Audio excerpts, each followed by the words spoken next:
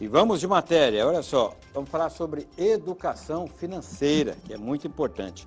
Pesquisa realizada na capital demonstra o comportamento financeiro do cidadão cuiabano. Quem traz pra gente é ele, Caio Cordeiro, imagens de Gilson Costa, põe na tela da TV. Onofre, uma pesquisa revela o comportamento do consumidor. Sobre isso eu vou conversar com o Fábio Granja, superintendente da CDL.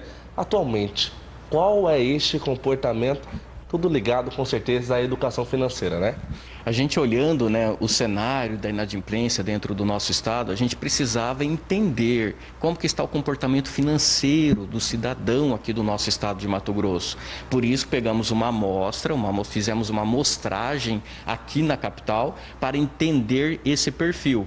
E o que demonstrou é que as pessoas estão cada vez mais se organizando financeiramente, mas muito mais olhando para si e não para o contexto familiar. O que eu quero dizer? A maioria das pessoas ainda não conversam dentro de casa sobre o que tem a pagar, sobre as dívidas, como se organizar financeiramente. Apenas 25% dessas pessoas que compartilham isso. O que a gente analisou dentro desse contexto? Analisamos as gerações, as faixas etárias para tentar entender esse contexto, o porquê que quanto mais jovens, mais devem.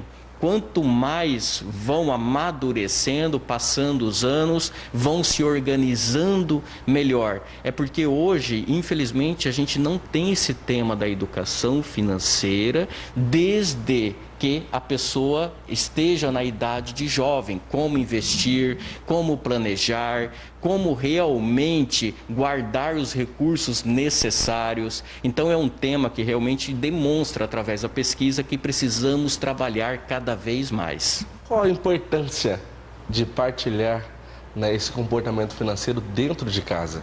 É de suma importância, não pode ficar somente na mão do pai, ou da mãe, ou de apenas um ente da família. É importante que todos estejam envolvidos e que cresçam juntos, que evoluam juntos, que saibam quais são as principais contas fixas que existem dentro de uma casa, quais são os recursos que podem ser investidos, quais são os recursos que podem ser direcionados para consumo. Isso é de suma importância, que você vai preparando os seus filhos, você vai preparando novas gerações, onde esse consumidor no futuro poderá ser um bom pagador. Porque infelizmente hoje ainda é muito nivelado na hora que você faz análise de crédito, com exceção quando se faz análise do cadastro positivo, por exemplo. Mas a gente precisa realmente continuar nesse processo de evolução para que as pessoas passem a ter um perfil, um comportamento de bom pagador que vai ser excelente para a economia. Falando em educação financeira, falando em relação familiar, até nessa hora da questão das finanças, cadastro positivo, negativo, tantas coisas envolvendo. O reflexo familiar, ele acaba impactando também na vida financeira e até no acesso ao crédito? Sim, ele pode impactar, ainda mais quando esse tema não é debatido. Por isso que a gente tem trabalhado muito essa bandeira mesmo. A pandemia ela trouxe alguns pontos positivos, muito devido à dor, o medo, o receio de perder renda, de perder emprego. As pessoas acabaram segurando mais os recursos. Só que a gente precisa manter isso e evoluir para que seja um crescimento, uma evolução mais natural e não necessariamente pela dor. Então, nós percebemos também muita questão de classes sociais. Um exemplo, a classe social considerada como D, ela está muito mais preocupada com a conta de energia e conta de água. A classe social B, ela já está muito mais preocupada com um plano de saúde. Então, assim, são diferenças que existem por classes, por faixa etárias também, que precisam ser analisadas e construídas ações direcionadas de uma forma mais necessária, de uma forma mais precisa para cada um desses públicos. Muito obrigado. Eu conversei com o Fábio Granja, que é superintendente da CDL Cuiabá. As imagens são de Gilson Costa. Caio Cordeiro para o Cidadão Consumidor. É com você, Onofre Júnior. Muito importante esse tema, né? Educação financeira. A gente precisa quebrar esses paradigmas, esses dogmas, né? A gente precisa colocar cada vez mais os nossos filhos, a família, para participar da questão da educação financeira em casa, para que a gente tenha uma geração no futuro de pessoas mais equilibradas do ponto de vista financeiro. É muito, mas muito importante mesmo.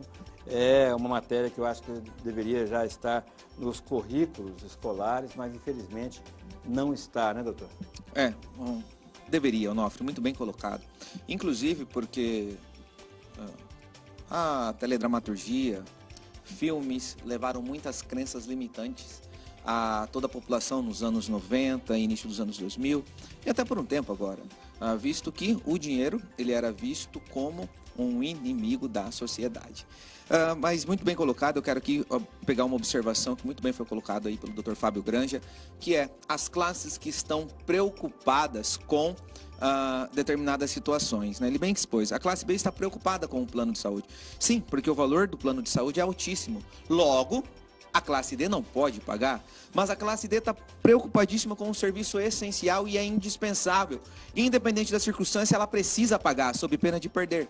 Que são o que? Os serviços essenciais, como energia e água. E se nós buscarmos, junto aos PROCONs ou quaisquer outros órgãos de proteção ao consumidor, até o próprio Poder Judiciário, quem ingressa com as maiores ações contra a Energisa e as Águas Cuiabá são as pessoas de baixa renda. Que são os mais prejudicados. São as mais prejudicadas, são as pessoas que dependem do serviço, mas estão ali vendo a sua fatura de 150 a 280, de repente 490, R$600 e sequer. O impacto é muito maior, né, no orçamento. Demais.